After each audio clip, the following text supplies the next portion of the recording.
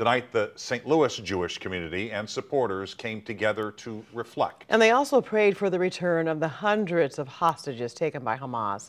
Andy Kroll is just back from the gathering and spoke with leaders about how crucial it is to never forget. Mike and Kelly, about 1,200 people were in attendance tonight. I spoke to several St. Louis rabbis who said one of the most challenging parts is the emotional toll and depth this war has taken on their communities. October 7th, 2023, a day that changed the world forever.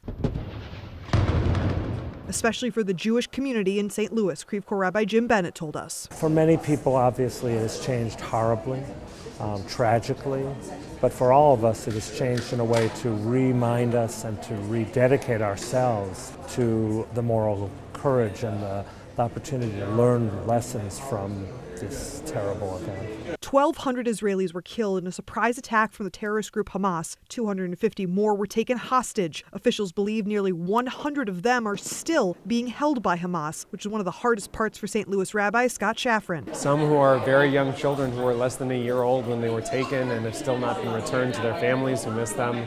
Some who are very likely presumed dead and who cannot be buried in the traditional ways because no one knows where they are. A leader with the Jewish Community Relations Council of St. Louis, Rabbi Scott was one of the many speakers at the Jewish Community Center on Monday night. To remember those we have lost. Emphasizing devastation on both sides of the war. This whole last year of seeing conflict spin and spiral and more lives shattered has been really impossible to get over for people to see that level of violence. The Gaza Health Ministry says in the last year, more than 41,000 Palestinians have been killed in Israel's retaliation, leading to international calls for humanitarian relief. Rabbi Jim saying it's been one of the most gut-wrenching years of his life. All of us really dream and pray and believe and hope that this war will end, but that it will end in a way that allows all the people that are impacted by it to live in peace.